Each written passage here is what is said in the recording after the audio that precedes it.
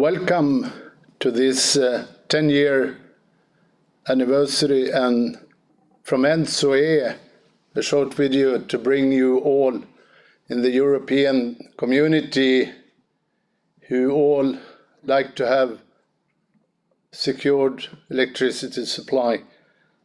And my name is Norlander and I work for the Swedish National Grid SVK here in Stockholm.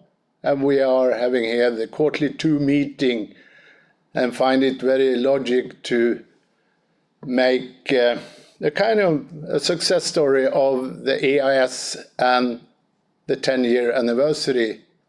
And the history and background will be by Jens Albrecht. My name is Jens Albrecht. I'm working at Amprion in Brauweiler. And it's about today to recall the memories of how it all began.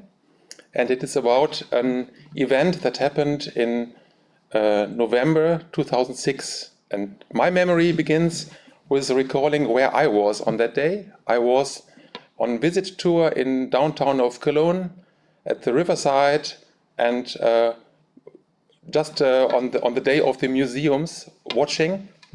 And then suddenly I noticed a blackout in some districts of Cologne on the other side of the river. So I was not aware of what was happening at that point in time. But later on, it turned out that this was one of the largest incidents in continental Europe so far, ending up with a split up of the synchronous area in 3 areas and in 3 parts. This was a totally unforeseen event. Very critical and unexpected situation for all TSOs in continental Europe so far. But finally it was managed in operation and so system returned in safe mode back again. The system disturbance report thereafter was published then in 2007 and it came up with lessons learned from the incident and a list of recommendations on how to improve for future.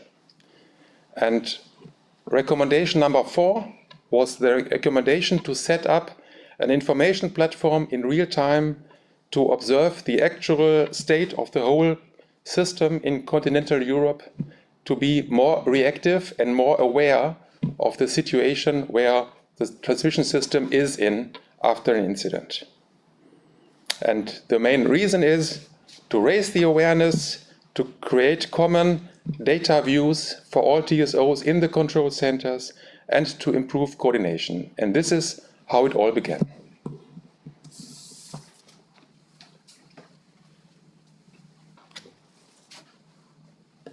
ENTSO-E was established 2009, and of course it became logic that also of course, continental Europe have been mentioned, but also that the 4 Nordic, the Nordic synchronous system, the Baltics, as Great Britain and Ireland, and the decision were taken when the sort of insight and have been mentioned here. The analysis was absolutely clear. We needed to see further your neighbor and even to create a pan-European system.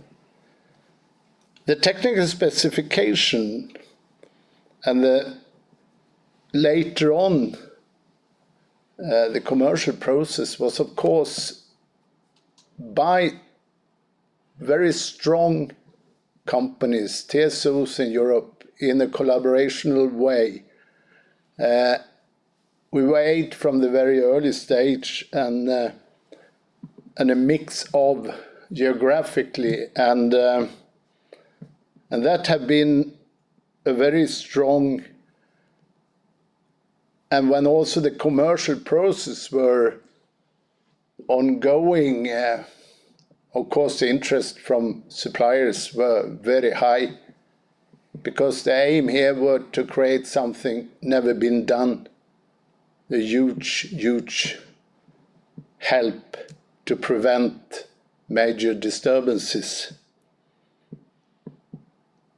And the very good help here also of a person from Elia was a great help, extremely skilled lady. Handing over now to one of the persons who have been, and he will introduce himself, Florian. Thank you very much, Christa. My name is Florian Zuehlcke. I'm from Siemens headquarters in Nuremberg, Germany, Department Lifecycle Management. My first contact was at the site acceptance test in Lomme, Paris, France, and some weeks after that I took over the responsibility for the EAS project on Siemens side. First, in the first phases, we had a couple of issues with the exceed on demand clients, which were hosted on the TSO side by the TSO themselves. That makes it quite difficult for us to investigate the problems which came up. But we handled this successfully together with the hosting entities. And there in this phase, we set up weekly technical meetings on a regular basis to get a better common understanding of the technical details. And in the same period, we also improved the supply chain. In the first approach, we had two ticket systems, one of Siemens Belgium and one of Siemens Nuremberg, and we improved the process in the sense that we could remove the Siemens Belgium ticketing system so that the ticket process went smoothly after this change. And we, starting after this phase, when the system was running smoothly, we implemented additional features, for example, advanced charts like pie charts and stack curves and so on.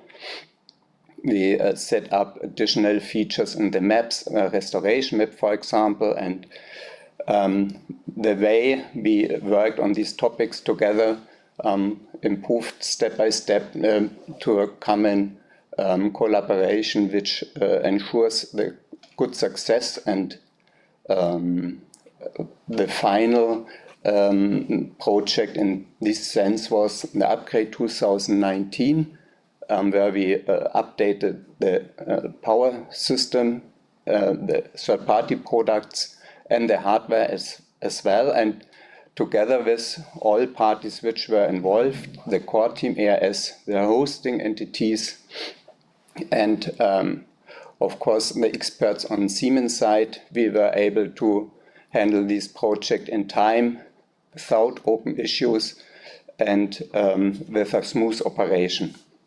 It's great for us that we could have the chance to be part of this amazing project. Thank you very much.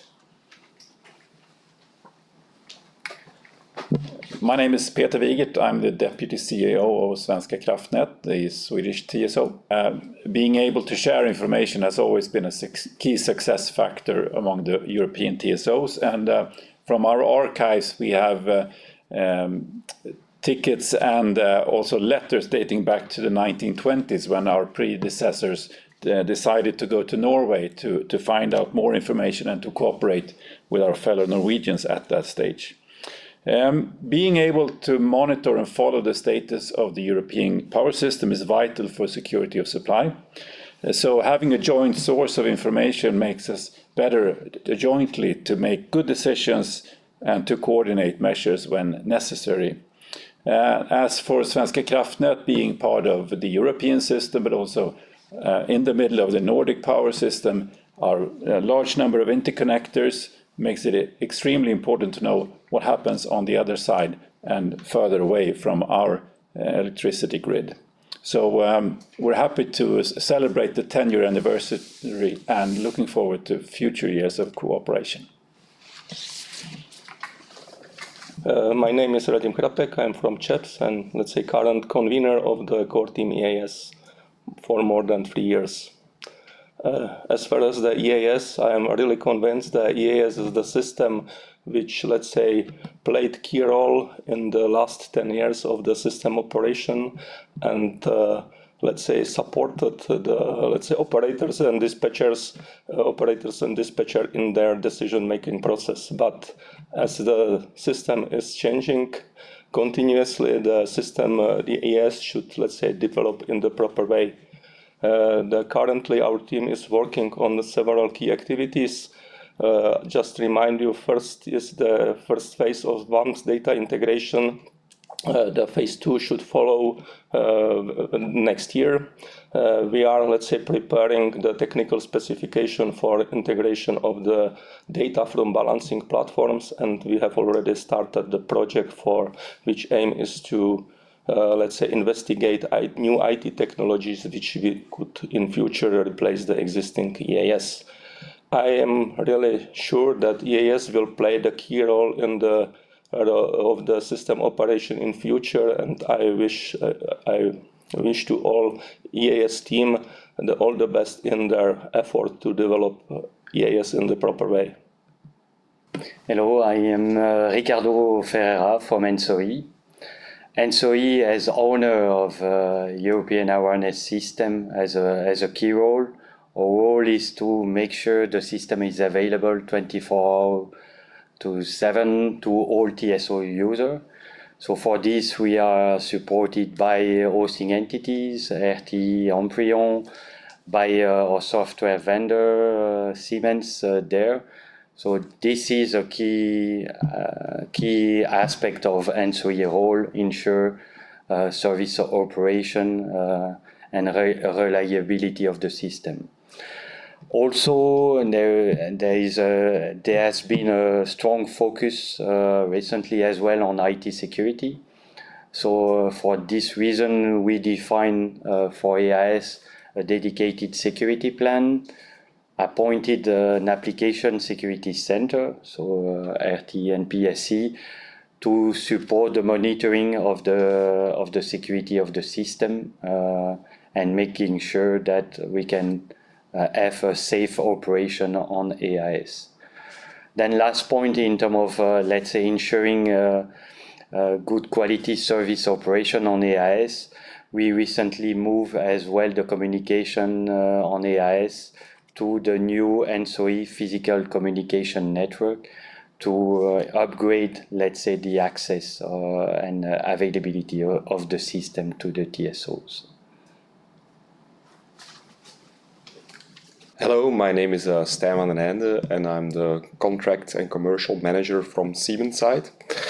I remember when I took over this project as a commercial from Siemens back in 2018 that I was a bit astonished and a bit confused about the organizations of the project, of the EAS project, because there are many stakeholders involved. You have, of course, ENTSO-E as a supervising organ, but also the hosting entities, all TSOs, of course, which are represented in the core team meetings, and then, of course, Siemens as a software vendor. But when participating during the first core team meeting, in which all stakeholders are represented, things became much more clear to me. And there were two things that really struck me back in those days. First of all, that there was a very good and even very amicable collaboration going on between this multitude of stakeholders, which is not always evident, which is not always easy, especially when you're talking about a complex system and a very important system like the EAS. And which showed to me that it is possible to create a very good pan-European collaboration between all of these stakeholders. And it was, of course, very nice to see that this could happen, not only during official meetings, but also afterwards, during the let's say, the dinner parties and when we went to the bar to have some beers, you still could see that everybody's getting along very, very well. And it's clear that this contributes to the success of the EAS, which it has been, I think, over the last 10 years.